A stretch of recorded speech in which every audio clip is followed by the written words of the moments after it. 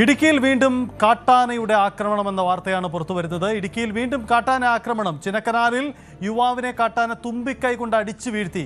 കൃഷിയിടത്തിൽ തമ്പടിച്ചിരുന്ന കാട്ടാനയ്ക്ക് മുന്നിൽ യുവാവ് അകപ്പെടുകയായിരുന്നു. സാരമായി പരിക്കേറ്റ ചിന്നക്കനാൽ സിംഗുകണ്ടം സ്വദേശി കൊച്ചു തയ്യിൽ മധുവിനെ ആശുപത്രിയിൽ പ്രവേശിപ്പിച്ചു.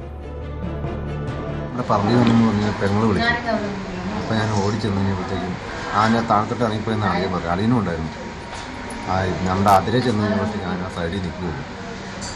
ആന തൊട്ടടുത്ത് ഇങ്ങനെ എണ്ണ നിൽക്കുന്നത് അത്ര അടുത്തായിപ്പോഴത്തേക്കും ആന എണ്ണ പറഞ്ഞ് തിരിഞ്ഞ് കഴിഞ്ഞപ്പോഴത്തേക്കും ആന അടിച്ചു. ഞാൻ തെറിച്ച് കുറച്ചപ്പുറം വീണു. കല്ലെല്ലാം മലന്നടിച്ച് വീണു. അത് അത്ര കാണുന്നു.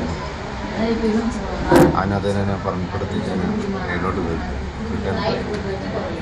പിന്നെ അളിയൻ വിളിച്ച് അളിയനെ കൊണ്ട് ബസ്സിലോട്ട് പോവുകയായിരുന്നു. പ്രിൻസ് ജെയിംസ് ചേരുന്നു. പ്രിൻസ്, ചിന്നക്കനാൽ നമ്മുടെ അരിക്കൊമ്പന്റെ നാടാണല്ലോ. ഇത് ഏത് ആനയാണ് ഈ ആക്രമണം നടത്തിയത്? സജിത്ത്, ഏത് ആനയാണെന്നുള്ളത് സംബന്ധിച്ച് വ്യക്തമല്ല. എന്തായാലും വേനൽക്കാലത്തോടെ ചിന്നക്കനാൽ മേഖലയിൽ തികച്ചും മണിക്കട്ടാൻചോല ദേശീയോദ്യാനത്തോട് ചേർന്ന് കിടക്കുന്ന ചിന്നക്കനാൽ ശാന്തൻപാറ ഗ്രാമപഞ്ചായത്തുകളിൽ വീണ്ടും കാട്ടാന ശല്യം രൂക്ഷമാകുന്ന ഒരു സാഹചര്യമാണ് നിലവിലുള്ളത്. കഴിഞ്ഞ ദിവസങ്ങളിലൊക്കെ ഈ ചിന്നക്കനാലിലെയും ശാന്തൻപാറയിലെയും വിവിധ മേഖലകളിൽ, അതായത് സിംഗുകണ്ടം, 301, ബിയൽ ഡാം തുടങ്ങിയ പ്രദേശങ്ങളിലൊക്കെ ഒറ്റയാന്മാരും അതോടൊപ്പം കാട്ടാന കൂട്ടങ്ങളും ഒക്കെ കൃഷിയിടത്തിലേക്ക് ഇറങ്ങുന്ന ഒരു സാഹചര്യം ഉണ്ടായിരുന്നു. പല പ്രദേശങ്ങളിലും കാട്ടാനകളെ കണ്ടെത്തുന്ന ഒരു സാഹചര്യം ഉണ്ടായിരുന്നു. ചക്കക്കൊമ്പനൊക്കെ പതിവായി ജനവാസ മേഖലയിലേക്ക് എത്തുന്ന ഒരു അവസ്ഥയാണ് നിലവിലുള്ളത്. പതിവായി ഈ ജനവാസ മേഖലയിലേക്ക് എത്തുകയും കൃഷികളിലൊക്കെ കാര്യമായ നാശനഷ്ടം ഉണ്ടാക്കുന്ന ഒരു സാഹചര്യം കൂടിയുണ്ട്. അതോടൊപ്പം തന്നെയാണ് ഇപ്പോൾ ഒരാൾക്ക് നേരെ, ഒരു പ്രദേശവാസിക്ക് നേരെ ഒരു ആക്രമണം ഉണ്ടാകുന്ന ഒരു അവസ്ഥ കൂടി ഉണ്ടായത്. ചിന്നക്കനാൽ സിംഗുകണ്ടം സ്വദേശിയായ മധുവിനാണ് പരിക്കേറ്റത്. ആനയുടെ തുമ്പിക്കൈ കൊണ്ട് അടിച്ച് വീഴ്ത്തുകയായിരുന്നു.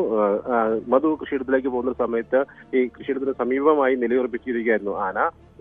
ഈ വേലിക്ക് സമീപമായി ആന നിന്നതുകൊണ്ട് തന്നെ പെട്ടെന്ന് മധുവിന് ആനയെ കാണാൻ സാധിച്ചില്ല. ആനയുടെ അടുത്തേക്ക് മധു എത്തിയ സമയത്ത് ആക്രമണം നടക്കുകയായിരുന്നു. തുമ്പിക്കൈ കൊണ്ടുള്ള അടിയിൽ മധു തെറിച്ച് വീണെങ്കിലും ഉടൻ തന്നെ എഴുന്നേറ്റ് ഓടി രക്ഷപ്പെടാൻ സാധിച്ചതുകൊണ്ടാണ് വലിയ തുടർ ആക്രമണങ്ങളിൽ നിന്നും രക്ഷപ്പെടാൻ സാധിച്ചത്. എന്തായാലും മധുവിന്റെ നെഞ്ചിലും കയ്യിലും കാലിലും ഒക്കെ പരിക്കേറ്റിട്ടുണ്ട്. ഈ മധു ഓടിയെത്തി ഉടനെ തുറന്ന് നാട്ടുകാർ ചേർന്ന് ഉടൻ തന്നെ രാജാക്കാരിലെ സ്വകാര്യ ആശുപത്രിയിലേക്ക് എത്തുകയും ചെയ്യുകയായിരുന്നു. എന്തായാലും മധു ഇപ്പോൾ ചികിത്സയിൽ തുടരുകയാണ്. ഈ സംഭവം അറിയിച്ചതിനെ തുടർന്ന് വനംവകുപ്പ് ഉദ്യോഗസ്ഥരും RRT സംഘവും ഒക്കെ എത്തി ആനയെ പ്രദേശത്ത് നിന്നും തുരത്തിയിട്ടുണ്ട്. എന്തായാലും ഈ മേഖലയിൽ ഇപ്പോൾ ഈ ജനവാസ മേഖലയിൽ ഇപ്പോൾ സ്ഥിരമായി കാട്ടാനകൾ ഇറങ്ങുന്ന ഒരു സാഹചര്യമുണ്ട്. പ്രത്യേകിച്ചും വേനൽക്കാലത്തോടെ ചിന്നക്കനാൽ മേഖലയിൽ കാട്ടാന ശല്യം രൂക്ഷമായിരിക്കുകയാണ്. വരും മാസങ്ങളിലൊക്കെ, പ്രത്യേകിച്ചും മാർച്ച്, ഏപ്രിൽ, മെയ് മാസങ്ങളിലൊക്കെ ശക്തമായ വേനൽ ഉണ്ടാകുന്ന സമയങ്ങളിൽ വീണ്ടും ആനയുടെ ആക്രമണം ഉണ്ടാകുമോ എന്നൊരു ആശങ്കയൊക്കെ ജനങ്ങൾക്കുള്ളിൽ നിലനിൽക്കുന്നുണ്ട്. സജിത്ത്, പ്രിൻസ്, മുമ്പ് ഈ ജനങ്ങൾക്ക് നേരെ വലിയ രീതിയിൽ കാട്ടാന ആക്രമണം, അരിക്കൊമ്പറ്റെ മറ്റു ആക്രമണം ഉണ്ടായപ്പോഴാണല്ലോ ആനയെ അവിടുന്ന് പിടിച്ചു മാറ്റുക എന്ന തീരുമാനത്തിലേക്ക് വന്നത്. സമാനമായ ആ മേഖലയിൽ അരിക്കൊമ്പൻ നേരത്തെ തന്നെ ചില ആക്രമണം നടത്തിയ ദൃശ്യങ്ങളൊക്കെ പുറത്തു വന്നിരുന്നു. വീടുകൾക്ക് നേരെയും ആളുകളെ ഭയപ്പെടുത്തുക, അങ്ങനെയൊക്കെ പല സംഭവങ്ങളും ഉണ്ടായിട്ടുണ്ടല്ലോ. അപ്പോൾ ഒരു വനംവകുപ്പിന് ഈ വിഷയത്തിൽ കൂടുതൽ ഇടപെടൽ അവിടെ വേണം എന്നൊരു പൊതു ആവശ്യം ഉയരുന്നുണ്ടല്ലോ. പ്രത്യേകിച്ച് വേനൽ കടുക്കുകയാണ്, ആനകൾക്ക് ഭക്ഷണം കിട്ടാതെ പ്രതിസന്ധി ഉണ്ടാകുന്നു.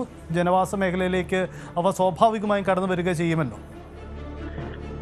സജിത്ത്, തീർച്ചയായും സംസ്ഥാനത്ത് തന്നെ ഏറ്റവും അധികം കാട്ടാന ശല്യമുള്ള ഒരു മേഖലയാണ് മണിക്കട്ടാൻചോലയുടെ ദേശീയോദ്യാനത്തോട് ചേർന്ന ഈ ജനവാസ മേഖലകൾ, പ്രത്യേകിച്ചും ചിന്നക്കനാൽ ശാന്തൻപാറ പഞ്ചായത്തുകൾ. ഏറ്റവും കൂടുതൽ കാട്ടാന ആക്രമണത്തിൽ മരണം സംഭവിച്ചൊരു മേഖല കൂടിയാണ് ഇവിടം. അരിക്കൊമ്പനെ പോലെ തന്നെ അപകടകാരിയായ നിരവധി ആനകൾ ഈ പ്രദേശത്തുണ്ടായിരുന്നു. പ്രത്യേകിച്ചും ചക്കക്കൊമ്പനുണ്ട്. അരിക്കൊമ്പനെ ഇവിടുന്ന് കാട് കടത്തിയ ഒരു കാലഘട്ടത്തിൽ പ്രഖ്യാപിച്ച ചില തീരുമാനങ്ങളുണ്ടായിരുന്നു. പ്രത്യേകിച്ചും ചക്കക്കൊമ്പനെ റേഡിയോ കോളർ ഘടിപ്പിച്ച് നിരീക്ഷിക്കുമെന്നുള്ളൊരു പ്രഖ്യാപനം ഒന്നുണ്ടായിരുന്നു. ഒപ്പം വിവിധ മേഖലകളിൽ കാട്ടാനകൾ ജനവാസ മേഖലയ്ക്ക് ഇറങ്ങുന്നുണ്ടോ എന്ന് സംബന്ധിച്ചുള്ള വിവരങ്ങൾ ജനങ്ങൾക്ക് പെട്ടെന്ന് മനസ്സിലാക്കാൻ സാധിക്കുന്നത് സംബന്ധിച്ച LED ബോർഡുകൾ സ്ഥാപിക്കുമെന്ന് അറിയിച്ചിരുന്നു. ഒപ്പം വിവിധ പ്രദേശങ്ങളിൽ സോളാർ വേലികൾ സ്ഥാപിച്ച് ജനങ്ങളുടെ സുരക്ഷ ഉറപ്പുവരുത്തുമെന്നൊക്കെ അറിയിച്ചിരുന്നു. എന്നാൽ അരിക്കൊമ്പനെ മാറ്റിയത് ഒഴിച്ചാൽ മറ്റ് പ്രവർത്തനങ്ങളൊന്നും കാര്യക്ഷമമായി ഇവിടെ നടന്നിട്ടില്ല. പ്രത്യേകിച്ചും കാട്ടാനകളുടെ ആക്രമണം ജനവാസ മേഖലയിലേക്ക് തടയുന്നതിന് ഉള്ള നടപടികളൊന്നും കാര്യമായ ഇടപെടൽ ഉണ്ടായിട്ടില്ല.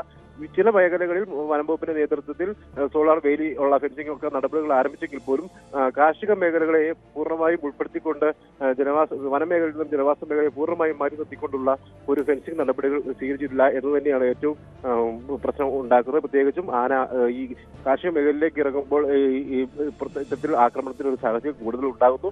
അതുകൊണ്ട് തന്നെ അരിക്കൊമ്പനെ ഇവിടുന്ന് മാറ്റിയെങ്കിൽ പോലും മറ്റു നടപടികളൊന്നും ഉണ്ടാകാത്തത് വലിയ ആശങ്ക തന്നെയാണ് സൃഷ്ടിക്കുന്നത്. യെസ്, വളരെ പ്രധാനപ്പെട്ട കാര്യമാണ്. എന്തായാലും ഈ വിഷയത്തിൽ വേനൽ കടുക്കുന്നതോടുകൂടി കൂടുതൽ രൂക്ഷമായ പ്രതിസന്ധി ഉണ്ടാവും. പ്രിൻസ് റിപ്പോർട്ട് ചെയ്തതനുസരിച്ച് വേനൽ കടുക്കുന്നത് കാട്ടാന ആക്രമണം ഇനിയും ശക്തമാകാനുള്ള സാഹചര്യമുണ്ട്. ഇപ്പോൾ കൊച്ചുതയ്യിൽ ചിന്നക്കനാൽ സ്വദേശി കൊച്ചുതയ്യിൽ മധുവിനാണ് കാട്ടാനയുടെ ആക്രമണം ഉണ്ടായത്. അയാൾക്ക് വലിയ പരിക്കാണ്. ദൃശ്യങ്ങൾ കാണുന്നത് പോലെ മുഖത്ത് കാലിലുമൊക്കെ കാര്യമായ പരിക്ക് പറ്റിയിട്ടുണ്ട്. ആശുപത്രിയിൽ പ്രവേശിപ്പിച്ചിരിക്കുകയാണ്. രാജാക്കാട് ആശുപത്രിയിലാണ് പ്രവേശിച്ചിരിക്കുന്നത്. മുമ്പ് അരിക്കൊമ്പനെ ആ പ്രദേശത്ത് നിന്ന് മാറ്റിയപ്പോൾ നൽകിയ ചില ഉറപ്പുകൾ അവിടെ പാലിക്കപ്പെടണമെന്നതാണ്. കാരണം കാട്ടാന നിരന്തരമായി ജനവാസ മേഖലയിലേക്ക് വരുന്നത് നിത്യസംഭവമാണ്. പലപ്പോഴും ചില സംഭവങ്ങൾ ഉണ്ടാകുമ്പോൾ RRT ടീം വരുന്നു, പോലീസ് അവിടുന്ന് മാറ്റുന്നു, ആനകളെ മാറ്റുന്നു. എന്നതിനപ്പുറം നിരന്തരമായി ആളുകൾക്ക് ഇതിൻ്റെ ഒരു ഭയത്തിൽ തന്നെ ജീവിക്കേണ്ട ഒരു അവസ്ഥയാണ് ആ മേഖലയിൽ ഉണ്ടാകുന്നത്. അതൊരു വലിയ വെല്ലുവിളിയാണ് അവിടെ ഉണ്ടാക്കിയിരിക്കുന്നത്. കൂടുതൽ വാർത്തകൾക്ക് News 18 Keralam YouTube channel subscribe ചെയ്യുക.